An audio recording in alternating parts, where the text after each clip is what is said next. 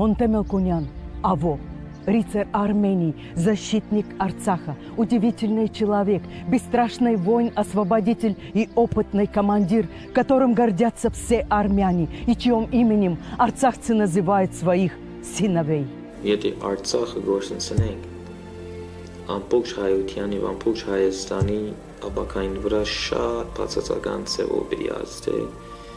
եւ իրավունք չունենք բարդվել։ Պիտի հիմա գիտակցենք այս բանին եւ ամեն ինչ անենք, որպեսզի հաղթենք եւ ինչպես որսի որպեսզի օրը առաջ հաղթենք, շուտ հաղթենք։ Մեր զորավարներին 18-ից 20 թվերի մեր այդ հակամարտության ժամանակ ասում ենք անդրանիկ զորավար, ասում ենք մի շարք գեներալներ ռուսական բանակի, որոնց շնորհքով մենք հաղթեցինք Սարդարապատի ճակատամարտում, իսկ մեր ժամանակվա անդրանիկը, մեր ժամանակվա Սիլիկյանը դա Մոնթե Մելկոնյանն է։ C'est difficile à expliquer Monté. Monté, c'était le symbole même de la lutte arménienne. Avoyi կերպարին համար ես միատեսել եմ տատուս հեքիաթներում, այդպիսի արդար մարդ։ Եվ ինչպես գիտեք, տատուս հեքիաթներում արդարությունը միշտ հաղթում էր, եւ այդպես էլ եղավ, avoyi արդարությունը հաղթեց։ Նա կենթանի ոգեղենություն էր, կենթանի ոգի էր։ Մոնթե Մելկոնյան, Հայաստանի ազգային հերոս եւ Արցախի հերոս, պատմական արդարության համար պայքարող ազգային ազատագրական շարժման եւ Արցախյան պատերազմի մարտիկ, Մարտունու պաշտպանական շրջանի հրամանատար, մեկը փայլունց զորահրամանատարներից, որոնց շնորհիվ Արցախի բանակը անպարտելի դարձավ։ Այն գամայական սահմաններ, որ կձեցին 1921 թվականին, ոչ մեկ գաբունին իրականության հետ։ Մենք վերահաստատենք իրականությունը մեր զենքերով, դժբախտաբար։ Լավ գլար, եթե ազգները հասկանային, որ լավ, իրականությունն է, ընդունեին եւ ասեին լավ, ցեզի է վերջ։ Հայ ժողովրդի իրավունքները պաշտպանելը Մոնտեին համար չափազանց կարևոր հարց էր եւ առաջնահերթություն էր։ Միգուցե եթե Մոնտեն չլիներ, ելքը ուրիշ ձևի որոշվեր, բայց Աստված մեզ ուղարկեց Մոնտեին։ Նա ոչ միայն հրամանատար էր, այլ հոգեբան դաստիարակի զորքի, կարողանում էր պատրաստել զորք ճակատամարտի։ Արդեն իսկ կենթանության օրոք նա հերոս էր բոլորի համար ու անխտիր բոլոր ուզում էին իր ասածը անեին շփվելով այդ մարդու հետ խոսելով այդ մարդու հետ ակամայից դու մի ոգեղեն կանչումը զգում ես որ դեմը կանգնած է մի մարդ որ ինքը ոչ միայն հրամանատար է այլ նաև պատրաստ է հանուն քեզ ու քո կյանքի իր կյանքը զոհաբերելու Մոնթե Մելկոնյանը ծնվել է 1957 թվականի նոյեմբերի 25-ին Կալիֆոռնիայի Վայսելիա քաղաքում Ֆրեզնոյի մոտ Նրա ծնողները վարպետ Հյուսեն Չարլզ եւ ուսուցչուհի Իզաբել Մելքոնյանները Արեմտյան Հայաստանից գաղթածների զավակներ էին։ Նրանք ուզում էին ընդմիշտ մոռանալ սարսափելի անցյալի ցեղասպանության մասին եւ երեխաներին իրենց պատմական հայրենիքի մասին ոչինչ չէին պատմում։ Իր մանկության շրջանին միան հայկական ջաշեր գուտեին, հայկական բաներ գնեին, բայց ոչ լեզուն գիտեր, ոչ ալ գրնար խոսիլ հայերենով։ Монте прекрасно учился, был командиром скаутского отряда, капитаном бейсбольной команды, чемпионом по карате, изучал историю и иностранные языки. Ему пророчили блестящую карьеру. Но в Монте все перевернулось, когда он побывал на родине предков. Մոնտեն ինքը զգացել է ինքը ով է եւ որ 10 քանի տարեկան է եղել։ Ինքը որպես հայ մարդ զգացել է որ ինքը հայ է, հայը ինչ է, ուր է, երբ է ծնվել։ Mes patriotes mener et շատ բաներ գմդացել, parce que գսել մեր բայկարը չիրոմնցավ գսել։ Շատ անգամ նարինչևանին վրա գխոսել օսի։ Ունդեր գմդացել որ ասիգայաբեկի կրավենք, ազատենք։ Գսել մեր խորն են։ Մյուզգովնա Թուրքիային մեջ մեր խորը շատ գմդացել։ 75 թվականին Մոնտեն գերազանցությամբ ավարտեց Բերքլիի համալսարանի պատմության եւ հնագիտության ֆակուլտետը։ Նա արդեն 7 օտար լեզու էր սովորել, բայց երազում էր սովորել մայրենի հայոց լեզուն։ Նա չկարողացավ խորհրդային Հայաստան գալ եւ մեկնեց Իրան, որտեղ խոշոր հայկական համայնք կար, իսկ շուտով տեղափոխվեց Լիբանան։ եւ որ ինքը սովորեր Բերքլի համալսարանը ավարտեց, իր այդ դիպլոմները, իր ամբողջ գիտելիքները, գիտությունը, որ պատմական կետնի վրա ինքը պատմակետ էր, չէ՞, բայց եւ որ հասավ ազգային հայնասիրական кеտնի вրա, это ամեն ինչ թողեց մի կողմ. В Бейруте Монте увидел то, что перевернуло его душу. Ливанские армяне вновь стояли на краю катастрофы и сражались за свое существование. Монте стал бойцом сил самообороны, защитником своего народа. Լիբանանի մեջ ինքը բավական կորձունյա էր հայկական համայնքի կյանքի մեջ, որովհետև այդ ժամանակ ամբողջ հայկական թաղամասը բահագություն գնեին տղամարդիկ իրենց դուները պաշտպանելու համար, իրենց ընտանիքները պաշտպանելու համար եւ Մոնտեն միշտ պատրաստ էր այդ բահագությունը անելու, պատրաստ էր գրվելու հայ ուժերուն կողքին թշնամիին թեմ։ Մոնտեն պատանու պես երազում էր մարտական բնակավայր հիմնել, որը կդաստիարակեր հայ ժողովրդի պաշտպանների։ Նա եկավ Բեյրութից ոչ հեռու գտնվող անճար հայկական գյուղ, որտեղ հպարտ մուսալերի ժառանգներն էին ապրում։ Իր երազանքը իրագործել նա չկարողացավ, բայց այստեղ հանդիպեց 15-ամյա Սեդա Գպրանյանին, որը հետագայում նրա կյանքի ուղեկիցը դարձավ։ Եվ որոշեց մնալ Լիբանանի մեջ։ Այդ ժամանակ էր, որ մենք հանդիպեցանք, ինքը Գաբրեր իմ մեծ քրոջս դունը։ 1980 թվականի գարնանը Մոնթե Մելքոնյանն ընդունվեց Ասալա կազմակերպություն։ 1981-ի սեպտեմբերին Մոնթեն դուրս եկավ Ասալայից եւ ստեղծեց իր կազմակերպությունը, որպեսզի զբաղվի քաղաքական բաց պայքարով։ Սակայն 1985-ի նոյեմբերին ձերբակալվեց Փարիզում եւ դատապարտվեց 6 տարվա ազատազրկման։ Իրեն համար խնդիրը կառավարություններն էին, որ սխալեն եւ ոչ թե հասարակ ժողովուրդը։ Ինքը որևէ ասկի հասարակ ժողովրդին հետ խնդիր չունի։ Եվ իրեն համար ամեն մարդ է, այսինքն բնավ իրեն համար խտրականություն չկա,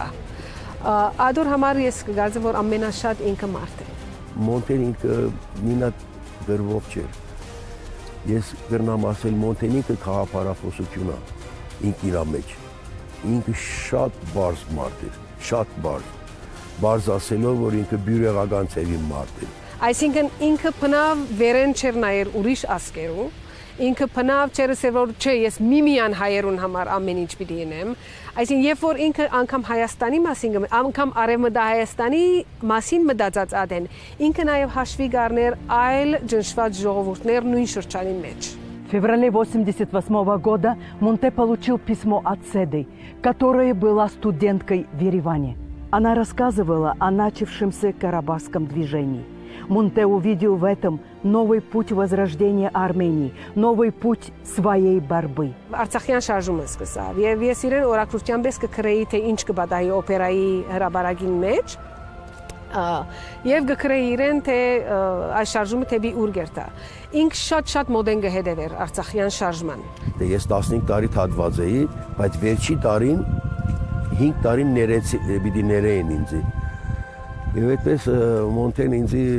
նամակ գրել է, որ եթե գազագերբություն առաջարկներ անի, որ արաբական երկիրներ էր տալու, մերժի, քանի որ մեր պայքարը շարունակվելու է Հայաստանում, Արցախում։ Արցախը դարձավ ամենամեծ առաջնահերթությունը իրեն համար եւ անգամ հարց չկար, որ ինքը պետք է երթա Արցախ։ 1989 թվականի հունվարի 16-ին Մոնտեն ազատ արձակվեց եւ սկսեց ուղիներ փնտրել գալու Հայաստան, այնտեղ որտեղ ցանկանում էր շարունակել իր պայքարը եւ որտեղ կարող էր միանալ իր սիրած աղջկան։ Եվրոմայի մեջ ընդհանրակ կապրեինք, բայց ես մոդեցա անշուշտ ՀՇ-ի անդամներուն եւ բացատրեցի, որ այս էր վիճակը, անշուշտ իրենք գիտեին Մոնտեի մասին եւ մենք դարբեր ծևերով փորձեցինք ամբեսնել, որ Մոնտեն իր գեղձ իռլանդական паспорով կարողանա գալ Հայաստան։ В 90-м Монте сумел приехать в Армению. Он сблизился с Вазгеном Саркисяном, но выехать в Арцах не мог. Слишком тщательно за ним наблюдала КГБ. Ինքը եկավ Հայաստան հոկտեմբեր 6 1990-ին,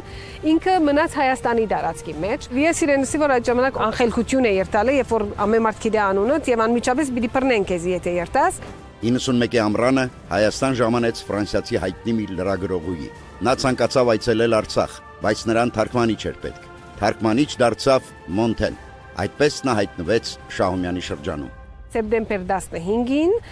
մեր շատ լավ ընկերուներեն մեկը գա ժուրնալիստ Միրիամ Գոմը Ֆրանսիային եկած էր հոս, որպես թարգմանիչ Միրյամին Մոնտեն մեկնեցավ Շահումյան։ На глазах Монте азербайджанский ОМОН начал наступательную операцию в Манашиде, Бузлухе и Иркече. Монте сразу же бросился в бой. И о нем впервые узнали как о бесстрашном, умелом и опытном бойце. В целях конспирации Монте взял себе имя Аво. Եվ դեղին վրա ինքը արդեն իր վազելու գոշիկներով, ջինսերով, չգիտեմ ինչով, անմիջապես վազած էր ռազմաթաշտ, որովհետև ինքը գիտակ էր, դեղյակ էր, ինչպես կործածել զինամթերք, զենք եւ այլն, անմիջապես անցած էր ջագատ։ Մոնտեն վերադարձավ Երևան եւ նրա կյանքում երկու կարևորագույն իրադարձություն կատարվեց։ Օգոստոսի 3-ին նա պսակադրվեց Սեդայի հետ, իսկ սեպտեմբերի 23-ին Հայաստանի Գերագույն խորհուրդը հռչակեց Հայաստանի անկախությունը։ Մեր երկուքին ընտանիքների եկան, հարսանիքը ըրինք օգոստոսի 3-ին։ Монте создал свой боевой отряд из 17 человек и вновь отправился в Шаумян. Его патриотический отряд участвовал в освободительных операциях. И армянское командование увидело незаурядный командирский талант Аво. Վազգեն Սարգսյանին հետ խոսեցավ, գազմեց հայրենասիրական ջոգադը, վերադարձավ դարձյալ Շահումյան։ 17 օկեանոց ջոգադ էր, որ կոչվում էր հայրենասիրական ջոգադ։ Դա Մոնտեի եւ միասին ստեղծած գազམ-բաներ, խումբն էր։ Դեկտեմբերին վերադարձավ Երևան, մնաց մեկ ամիս եւ փետրվարի 4-ին արդեն ուղևորվեցավ Մարդունի։ 92-ի փետրվարին հրամանատարությունը որոշեց Մոնտեին Մարտունու շրջանից ավալված պատերազմի ամենապատասխանատու հատվածներից մեկի շտաբի պետ նշանակել։ Մոնտեն միանգամից չհամաձայնեց։ Նա ուզում էր ծանոթանալ շրջանի ու մարդկանց հետ եւ փետրվարի 4-ին ժամանեց Մարտունու շրջան։ Էրեփունի օտագայանի մեջ գեցած էինք երկուքով, երբ որ իրեն հերախոսի մոտ կանչեցին։ Եվ վազեց հերախոսի մոտ, երբ որ վերադարձավ, ինձի փսփսաց, որ Վասկենն էր զանգողը եւ ասաց էր, որ ինքը պետք է շտաբի պետը լա Մարդունիի եւ ասի ինչ ասիր, ասավ մերժեցի, որովհետեւ ես չեմ գիտեր այդ շրջանը, երթամ իմ չճանցած դեղս որ ինչ, նախ երթամ դեսնեմ, հետո գխոսենք։ Արցախ իմ հայրենիքից մեկ մասն է եւ ինչ որ պետք է ենք այստեղ նաև ես պետք է նեմ, ինչպես մյուսները պետք է անեն, ուրեմն գնենք։ Վասկեն Սարգսյանը կացած էր Մարդունի, երբ որ վերադարձավ, ինձ իսավ, որ ամուսինս ասավ հոգիս հանեց, մինչև որ համաձայնությունը տվավ, որ այստեղի հրամանատարը լա։ Монте сразу полюбил этот край и его отважных бойцов. И 22 февраля он вернулся сюда как начальник штаба Мартунинского оборонительного района. Մոնտեն շատ բծախնդիր էր եւ իրեն համար երբ որ ինքը փամը գխոստանար անպայման լավակույնս պետք է կդարեր բայց այդ կնշանակեր քիշերները չքնանալ քիշեր ցերեկ աշխատիլ եւ փոլորինալ հետը եթե հնարավոր է աշխատցնել որովհետեւ շրջանի պաշտպանությունը գազմագերբվի այ որ նշեցի իմ գրասենյակներն տեղ կողքինն էլ Մոնտեին էր Ավոյի գրասենյակն է։ Մարտունեցիները միանգամից չհավատացին իրենց անծանոթ ամերիկացուն, սակայն շատ շուտով Մոնտեն դրսևորվեց որպես գերազանց ռազմական կազմակերպիչ եւ հրաշալի հրամանատար, որի առաջ չէր կարող դիմանալ հակառակորդը։ Մոնտեն երբ ժամանեց Մարտունի, մարտունեցիների ոչ բոլոր ազատամարտիկները եւ ժողովուրդը ընդունեցին Մոնտեին գրկաբաց, որտեղ եւ կասկածամտություն կար եւ թերհավատություն կար Մոնտեի մասին, չէին ճանաչում Մոնտեին, չգիտեին ով է, ինչ արժանինքներ ունի, ինչեր կարող է կատարել։ Որոշակի ժամանակ անցնելուց հետո արդեն մենք իմացանք, որ մենք գործ ունենք ռազմական փորձ ունեցող մարդու հետ, որը տարբեր տեղեր մասնակցություն է ունեցել եւ մենք արդեն հասկացանք, որ իր փորձը իհարկե ստեղ մեզ ավելի անհրաժեշտ է։ Առաջին մեծ օպերացիան, որ պլանավորել էր Մոնտեն, մենք սկզբից շատ էինք ասում, ահա ամիրալարը շատ ավնաս տալիս, շուտ վերցնենք, տղերքով համոզում ենք, ասում տղերք մի վռազեք, մենք արևմտյան Հայաստանը կգրավենք, Աղդամ կգրավենք, Ֆիզուլի կգրավենք։ Ու այդ օպերացիան ամիրալար Մողալուկ օրապատկին տևեց 50 րոպե, որը դա հրաշք էր, զարմանալի էր, ամեն 50 րոպեում 3 հենակետ էր ու շատ կարևոր հենակետ էր ազատագրվեց։ Монте мечтал участвовать в освобождении Шуши, но перед ним и его бойцами стояла задача не дать азербайджанцам развернуть наступление на Арцах со стороны Мартуни, и его блестяще выполнил свою задачу. Ադրբեջանցիները տեսնելով այդ հատվածի իրադրությունը ձեռնարկեցին հարավում Մաշկալաշեմի ուղղությամբ հզոր գրոհ։ 92-ի հունիսին Ադրբեջանը փորձեց հարված հասցնել Մարտունու Մաչկալաշեն գյուղի շրջանում։ Մոնթե Մելքոնյանի հրամանատարական տաղանդը, երկաթյա կամքը եւ զինվորական վարպետությունը մարտունեցիներին օգնեցին ջարդել թշնամուն։ Մոնթեի парքը տարածվեց ամբողջ Արցախով։ Մարտունեցիներին հաջողվեց հետ շպրտել այդ գրոհը, ոչնչացրեցին ԱԱԿ-ի մեծ քանակությամբ ռազմական տեխնիկա, հետևակ եւ մենք այնպեսի հակահարձակում իրականացրեցինք, որ առաջինը թուրքերի շրջանցած այդ ստորաբաժանումները մենք կոտորեցինք, հետ գրավեցինք ծովեր 9, բազմաթիվ զոհեր տվեցին թուրքերը փախան։ Մոնտեն մեծ հեղինակություն է վայելել ոչ միայն Мартуну шրջանում, այլ ամբողջ Ղարաբաղում։ Монте поражал всех не только своим совершенным командирским мастерством, но и удивительной честностью, благородством, заботой о войнах и мирном населении. Монте Мелконян стал настоящим руководителем района. Երեխու մաքրություն ուներ, երեխու։ Հետաքրքիր բան էր, այդքան, այսպես ասած, ասալայի ճանապարհ անցած, աշխարհ անցած, բերթերում, չգիտեմ, այդ կյանքը անցած մարդը ուներ երեխայի մաքրություն, նույնիսկ միամտություն, երեխայի միամտություն։ Ինքը կարկատած շորերով էր բանանում, կեղտոտ, լվացելու, պատրված շորերով, բայց նոր շորերը, որ գնում էինք դիրքը, ասում էր աբու, մի 5 զույգ հագուստ վերցրու, մի 10 զույգ կոշիկ վերցրու, կարգ ու կանոնի կողմնակից ու անվերապահորեն վերահսկող։ Նա միշտ ասում էր, առանց կարգ ու կանոնի մենք ոչինչ մեր մոտ ոչինչ չի ստացվում։ Իրանից սկսած բոլորից պահանջում էր եւ ինքը հենց իրան տենց էր պահում։ Բաներ գսել զանմանիկ բան մներ, որ մի տիտկերուն մեջ գկարեին, պամփուշ մգարկեդինը։ Զինվորին գաչե ինչու վրան գկարեց։ Բեդությունը 7 ռուբ դվավ, որ գյանքդ պաշտպանես ասո։ Իրար հետ բարձացանք այդ գրաված տարածքները եւ գետնից սկսում էր պատրոնները հավաքել։ Այդպիսի ուշադրություն ուներ, այդպիսի բնավորության գիծ ուներ։ Ամեն ինչ անել այնպես, որպեսզի հաղթեր։ Մոնթենա ժամանակ նաև իրականացնում է Մարտունու ուրեմն քաղաքի, գյուղարանքների հրետակոծությունից ավերված շինությունները, վերանորոգում էր կոմունիկացիան, վերանորոգում էր ամբողջ համակարգը, որպեսզի ժողովրդի կենսագործունեությունը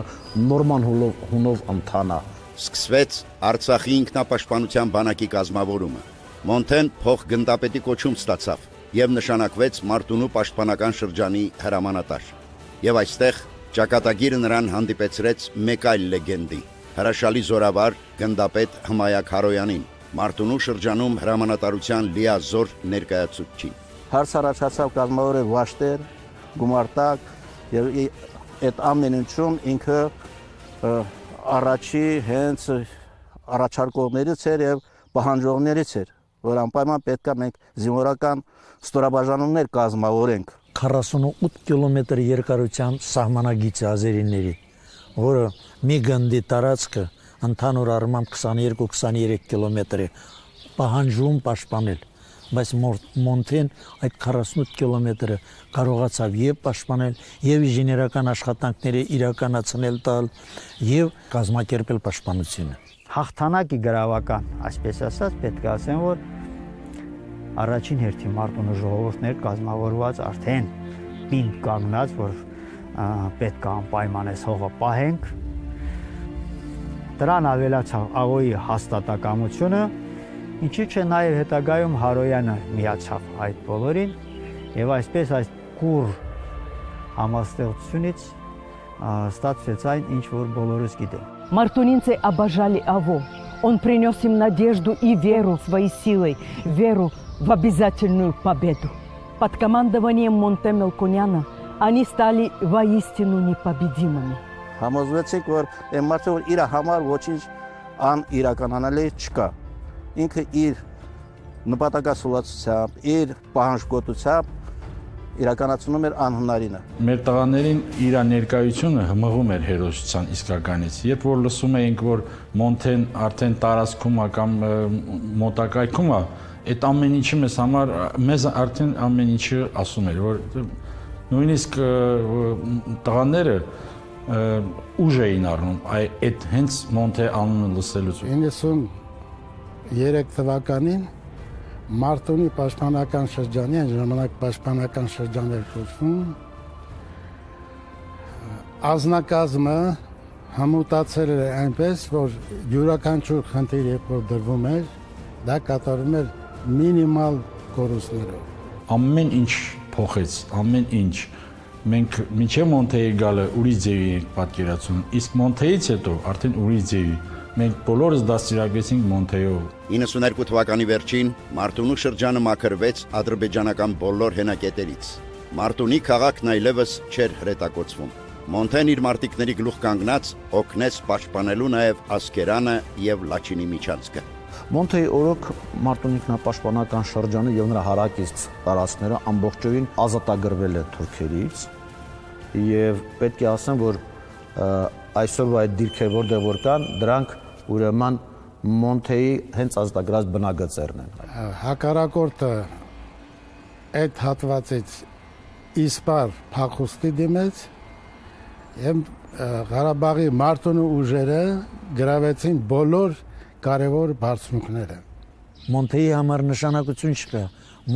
Մարտունիում ազատագրել մի մետր հողատարածք կամ Քելբեջարում ազատագրել, կամ Կուբատլիում, կամ Զանգելանում, կամ Ֆիզուլիում Աղդամում։ Նրա համար նշանակություն չկա, որ տարածքից ես ազատագրում, միայն թե ազատագրես հին մեր պատմական հողերը։ Мартунинцы не уступили азербайджанцам ни одного села. Под руководством Монте Мелконяна они разбили и отбросили врага. А потом Аво и его войной стали освобождать арцахскую землю от азербайджанских захватчиков.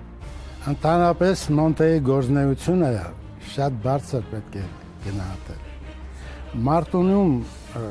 մղված մարտերից հետո նրա շնորհքով ստեղծեց մի զորախումբ, որը մասնակցեց Մարտակերտի ազատագրմանը։ Մինչև Քելբաջար Մոնթեի ղեկավարած զորախումբը առաջնահերթ կերպով առաջացավ եւ ազատագրեց Քելբաջարը։ Մոնթեն հրամանատարում էր Արցախի ուժեղագույն պաշտպանական շրջաններից մեկը։ Նրա ղեկավարությամբ 4000 հիանալի մարտիկ էր կռվում։ Դեռ 1 տարի առաջ նրանք գրեթե զենք չունեին, իսկ հիմա ունեին տասնյակ հրանոթներ եւ հետևակի մարտական մեքենա, գրեթե 50 տանկ, եւ այդ ամենը գրավել էին հակառակորդից։ Մոնթեն ամբողջ իր այդ 1.5 տարվա ընթացքում, իր գործունեության ընթացքում թուրքերից արգրավեցին 43 տանկ, չհաշված հետևակի մարտական մեքենաները։ Ավելի շատ զենք զինամթերք հայտարարել, թշնամիից վերցնել, ծանր տեխնիկա, զինամթերքների դարբեր տեսակներ, ագաուտային ժամանակ ա եղել մոտավորապես 50 հատ տանկ ենք ունեցել։ Այն դեպքում, որ բանակը մեզ տրամադրել է ընդամենը 3 տանկ։ Մնացածը սաղ На весь Арцах прославились мартунинские танкисты. Они были словно гвардией Монте Мелконяна. Они не просто громили танки противника, а выполняя приказ АВО, захватывали их в бою. Երբ ադրբեջանցիները հարձակում էին, ինքը ասում է, «Տղեկ, հանկարծ տանկը չփչացնեք։ Տանկը խփեք այնպես, որ այդ տանկը մնա մեզի»։ Չպետք է թողնենք վառվեր մոխիր դառնա, պետք է անմիջապես հասնենք, կրակը հանգցնեինք, որովհետեւ տեխնիկան գիշերը կազմակերպեինք, քարշ տայինք, բերենք մեզ մոտ ու վերանորոգեինք։ Մոնթեի ղեկավարությամբ մարտունեցի մարտիկները մեծ դեր խաղացին Քելբաջարի ազատագրման խիզախ եւ հանդուգն գործողության ընթացքում։ Իսկ հետո եկավ Մարտակերտի շրջանը ազատագրելու ժամանակը։ Եվ ամենուրեք, որտեղ մարտնչում էին Մոնթեի մարտիկները, միշտ հաղթանակ էր գրանցվում։ Հունվարին հոնեի երբ ՀՇ-ի պատգամավորներ եկան այցելության եւ բադին վրա քարտեզը կար եւ Մոնթեն այսպես ափը թրավ Քելբաջարի վրա, աս շրջանը շատ կարեւոր է։ Հարցը պատմական հարց է, Քելբաջարի հարցը մեր ժողովրդի համար չափազանց կարևոր է վերջապես այս շրջանը վերամիացնել Հայաստանին, ինչպես գիտես ամեն դեպքում որ գտած վանք մգա հայկական հոյասիկը ամեն մեկի որ մտնես կտեսնես որ իսկապես հայկական հող է։ Ավոյի բոլոր ռազմական գործողությունների գլուխ գործոցը, այսպես ասած, կարելի ասել Քալբաջարի ազատագրումը։ Одна из самых серьезных опасностей для Арцаха исходила от Агдама. Монте подготовил и начал уникальную операцию в этом направлении, которая должна была положить конец угрозе. Նա չունենալով ռազմական որևէ մի կրթություն, այդ ռազմական գործողությունը որն է պլանավորել էր, ես կասեի դա չէր ուսումնասիրված է, եթե ուսումնասիրեն մարտարվեստի տեսակետից սա մի հատ ուրույն ռազմական գործողություն էր, որը որ վերլուծության մեծ ուշադրության պետք է արժանանա եւ ինչի՞ չէ նաեւ դասավանդվի մեր սպայական կազմին։ Ուրեմն ինչ էր ինքը նախատեսել։ Նա արդեն գտել էր հակառակորդի պաշտպանության ամենաթույլ տեղամասը։ Եվ մեր ամբողջ ուժերը կենտրոնացրել այդտեղ, ծածուկ գիշերը բերել էր կենտրոնացրել, ու մենք միանգամից այդ թույլ տեղով ճեղքելով մտել ենք։ 93 թվականի հունիսի 12-ին Արցախյան գումարտակները Մոնթեի հրամանատարությամբ առաջին փայլուն հարվածը հասցրեցին ադրբեջանցիների պաշտպանական ամրություններին։ Ճանապարհը դեպի Աղդամ փաստորեն բացված էր։ Մոտավորապես ժամը 11-ին Մարտունու շրջանը իր խնդիրը կատարված վերջացրած էր։ Մոտ առանց զոհերի, առանց որևէ մի զոհի մենք մեր խնդիրը կատարել վերջացրենք։ Монте никогда не оставался на командном пункте. В самом тяжелом бою, в самый решительный момент он всегда был рядом со своими воинами. Прекрасный командир, он был умелым и отважным бойцом. Եվ ինքը միշտ մեր կողքին է եղել, միշտ հրամատում է եղել։ Մենք չենք տեսել լսել, որ Մոնթեն ինչ-որ հրամանատարական կետից հրամաններ էր տալիս։ Ոչ, նա անմիջապես մեզ հետ հրամատում էր։ Ընդհանրապես հրամանատարները նստում են հրամանատարական կետում, հրամաններ տալիս, իսկ մեր մոտ հակառակն էր։ Ինքը հրամանատար որպես օվազով գնում էր զորքի առաջ, հետո մնացածն էին գնում։ Բայց եւ այնպես ինքը գամք ունեցող մարդ էր եւ նաեւ գահավատար այդ դղաներուն, որ իր 4 կողմն էին։ Այսինքն Մոնթեն մինագը Մոնթե չէր լար, եթե իր գողքի ընկերները, ռազմական ընկերները չլային։ Ասկերանի կողմից գրոհող հայ մարտիկների մոտ բարդություններ ծագեցին։ Շտապ օգնություն էր պետք եւ Մոնթեն մարտիկների խմբի հետ ուղևորվեց առաջնագից։ Բայց երբ նրանց ավտոմեքենան մտավ դեռնոր ազատագրված Մարզիլու գյուղ, նրանք բախվեցին այստեղ պատահաբար մտած հակառակորդի հետևակի մարտական մեքենային։ Այժմ գտնվում ենք այն վայրում, որտեղ 1993 թվականին հունիսի 12-ին իր մահկանացուն կնքեց մեր պայքարի լեգենդար հերոսներից մեկը Մոնթե Մելքոնյանը։ Մոնթեն մեզ հավաքեց, ցուցումներ տվեց, որպեսզի բոլորս հաջող իրականացրած օպերացիայից հետո նորից հետ քաշվենք, հավաքվենք այ հիմա մեր դիրքերը որտեղ որ կա այդ շրջանում, իսկ ինքը տղաների հետ, Սարոյի, Հովիկի, Սարիբեկի, Կոմիտասի հետ բարձրանում էր գյուղի միջով, որպեսզի Նելսոն Սողոմոնյանի հետ հանդիպեր, կողքի ադրբեջանական գյուղից իրանց ուժերին օգնության հասած հետևակի մարտական մեքենան դուրս է գալիս այս տան հետևի մասից, տղաները իսկույն հասկանում են, որ դա ադրբեջանական է, թողնում են մեքենան, դուրս են գալիս մեքենան եւ մարտի մեջ են մտնում հակառակորդի հետ։ Монте с товарищами принял неравный бой с автоматами против бронетехники. Осколок одного из снарядов сразил Монте. Դիրք ընդունելով Մոնթեն դիրք վազում է դեպի այս պատը, որ դիրքավորվի, այդ պահին հակառակորդի BMP-ն կրակում։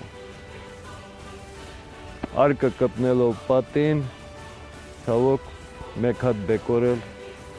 գտնում է Մոնթեի գլխին։ Մոնթեի գլխից անմիջապես այն ՀՄ1 ուրեմն մարտական մեքենայի արկի բեկորը ես եմ հանել, բավական երկար ժամանակ գտնում էր ինձ մոտ եւ ես Սեդայի խնդրանքով փոխանցեցի Սեդայի։ Մոնթեի հետ զոհվեց նրա ընկեր եւ խիզախ մարտիկ Սարիբեկ Մարտիրոսյանը։ Եվս երկու մարտիկ վիրավորվեցին։ Վրա հասած արցախյան մարտիկները ոչնչացրին թշնամական մեքենան եւ անձնակազմին գերի վերցրին։ Մոնթեն այնքան էր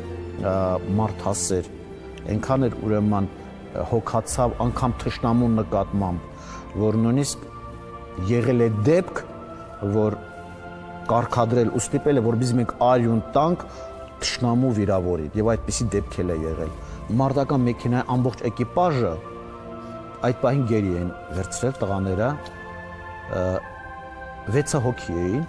Ես բոլորին բերեցի ինձ մոտ եւ ես չթողեցի որ ծեծեր նույնիսկ այդ տղաներին, որտեւ արդեն զինվորները ամբողջ հրամանատարները թափած ուզում էին պատառ անել այդ երեխաներին։ Հիմնականում ջահել տղաներ էին, ժամկետային զինծառայողներ էին, մի քանի հոգի էին դրանց մեջ, որ 22-23 տարեկան տղաներ էին։ Իրենք չէին իմանում, թե ինչ է կատարվել, ում են սպանել։ Гибель Монте Мелконяна стала для Армении и Арцаха национальной трагедией. Миллионы армян по всему миру не могли поверить в то, что его уже нет. Pour moi, Monté, c'est le premier héros de l'Artsakh. Ça a été un exemple d'un combattant. Et toute la diaspora a compris que Monté, c'était l'exemple même du combattant, qu'il fallait respecter et aimer. Voilà. C'était autre chose. C'était un symbole de la lutte arménienne. Voilà. C'était le symbole même. Նույնիսկ մենք համոզում էինք Մոնտեի եղբորը, որ եկել են ստեղ, շատ նման էր ավոյի, շատ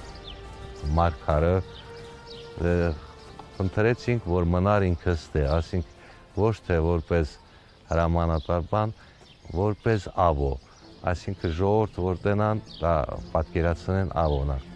Ողջ Մարտունին էր հրաժեշտ տալիս իր սիրելի ավոյին։ Իսկ հետո Մոնթե Մելքոնյանի աճյունը տեղափոխեցին Երևան։ Հազարավոր հայեր էին վերջին հանգրվան ճանապարհում ժողովրդի մեծ զավակին։ Մեծ մարտիկը հանգչում է Եռաբլուրում, իր մարտական ընկերների Արցախյան պատերազմի հերոսների կողքին։ Մնացել է միշտ ժողովրդի հիշողության մեջ, որպես ազնվության տիպար, որպես խիզախ հրամանատար, որպես լավ ընկեր, ինքը միշտ էլ մեր հիշողությունների մեջ կենթանի է եւ այդպես էլ կմնա մշտական։ Преодолевая скорбь и боль утраты, арцахцы исполнили его мечту и одержали великую победу. Через 2 недели после гибели Монте был освобожден Мартакерт, а на 40-й день Агдам, а затем и другие земли Арцаха. И уже через год армянский народ праздновал победу, во имя которой погиб Монте Мелконян. Մենք մեզ խոսք ենք տվել, որ կպիտի կատարենք միջև վերջ այն հրամանները, այն խնդիրները, որ Մոնտեն էր դրել իր արչև եւ մենք փառքով իսկականից կատարեցինք մեր արչև դրված խնդիրները։ Մոնտեի կողմից դասիրակվել են մի շարք հրամանատարներ, որոնք հետագայում դարձան գեներալներ, մոտ 8 գեներալ է դաստիարակել։ Եթե Ադրբեջանի իշխանությունները դառնան բարգեշտ մարդ, դառնան ազնիվ, այնադեն գնստին գսեն գներեք 70 քանի տարի ցես կչարչարենք, շատ գներեք, հիմա նոր սահմաններ մենք ընդունենք, կացեք ձեր կյանքը վարեցեք, մենք ալ մերը։ Ապոլորս ուրախ կլանք։ Մոնթե անունը սուրբ դարձավ արցախցիների համար։ Այն այսօր հպարտությամբ կրում են հարյուրավոր հայ պատանիներ։ Փաստենա որ միջև այսօր երեխայացնում կամ ավո են դնում կամ Մոնտե են դնում։ Մենք այսօր Հայաստանում արդեն անգամ Մոնթեներ ունենք, որ Մոնթեների արդեն մի մեծ փաղանգում ենք։ Ունեմ թորնիկ նույնիսկ Մոնթե անունով, որովհետև այդ անունը մեր ազգի համար հավերժական պիտի լինի։ Մոնթեն մեզ հետ է միշտ։ Ամուսնու զոհվելուց շատ տարիներ անց Սեդան Մոնթեի ծնողների թույլտվությամբ եւ նույնիսկ պահանջով ամուսնացավ։ Իր որդուն նա Սարո Մոնթե է անվանել։ Նա դաստիարակված է մեծ հայորդու օրինակով, որի անունն այսօր կրում է։ Քայլադու լիջի ափին, որ Արևմտա Հայաստանի մեջ կգտնվի, իր ընկերներուն օգնությամբ ինքը մեզի համար բնակարան բիլիշիներ Եվ զավակներ պիտի ունենայինք։ Մանչին եւ Թուստրին անունները արդեն որոշած էր, գուզեր Սարո եւ Սիրա տնել մեր զավակներուն անունը։ Երբ որ Մոնտեին ընտանիքին ես զանգահարեցի, անշուշտ ընտանիքի անդամները եկան եւ հերացանած էր Մոնտեին ամենամդերի ընկերոջը, Ջոլ Քանդեն։ Միակ ընկերներ, որ Մոնտեին Գաբի մեջ մնացած էր հետո, այդպես հանդիպած է։ Ինքը 7 տարի հետո ուխտակնացության եկած էր Մոնտեի քերեզմանին եւ գարձես թե երկուքսա շատ գգարոտնայինք Մոնտեին եւ այնպես ստացվեցա որ շատ անսպասելի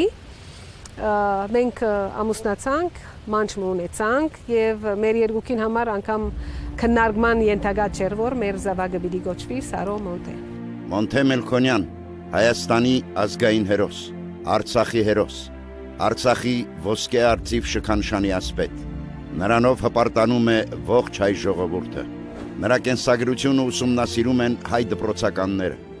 Նրա անունով են կոչված Դիլիջանի ռազմամարզական վարժարանը, համալսարան եւ դպրոցներ Հայաստանի տարբեր շրջաններում։ Մոնտե Մելքոնյանի պատվին կանգնեցված են հուշարձաններ Երևանում, Հրազդանում եւ իհարկե Մարտունիում։ Մեր բանակի յուրաքանչյուր սպա պետք է անգի իմանա Մոնտե Մելքոնյանի էությունը, նրա հրամանատարական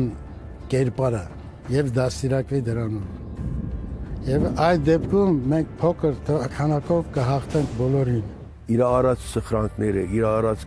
հայրենասիրությունը, իր արած այդ ամեն ինչերը պետք է վար բահեն, որ մեզ աբակա սերունդը այդ հայրենասիրությունը չգործընծնի։ Եվ պատահական չէ, որ այդքան երգեր, բանաստեղծություններ ու գրքեր են գրվում, եւ դե շարունակելու են գրքեր, որտեղ այդ մարդը ինչքան ժամանակներ է գնում են, այնքան այդ մարդու մասին իր հոգու ներքին գաղտնիքներն են բացահայտում եւ ժողովրդի իմաստությունը ամփոփված այդ մարդու կերպարի մեջ։ Թողեց իր գաղափարները մեր բոլորի սրտերում, կենթանի մնացած բոլոր իրական զինակիցների սրտերում թողեց հայրենիքի միասնության գաղափարը։ Ինքը միշտ մեր կողմն է։ Ես կոնե գիտեմ, որ երբ որ ես դժվարություն ունիմ, գպավե որ մեկ հատ աչքերդ կոծես եւ գիտես, որ ինքը գհուշե գոր փամակեզի, ինքը գփորձե գոր օգնել եւ մեր բոլորիս միան ինձի չգարձեմ։ Мартуни помнит своего легендарного Аво, памятник Монте Мелконяну, одна из святынь мартунинской земли. Сюда приходят мартунинцы в дни великих праздников, сюда приносят цветы дети и взрослые. Здесь дают клятву верности своей земле будущее поколение защитников Արցախը։ Մեր սերունդները պետք է մանրակրկիտ կերպով ուսումնասիրեն, իմանան Մոնտե Մելքոնյանի կենսագրությունը եւ հետևեն Մոնտե Մելքոնյանի այդ կերպարին, դաստիարակեն այդ կերպարով։ Մոնտեն իսկապես այդ ժողովրդական հերոսն է,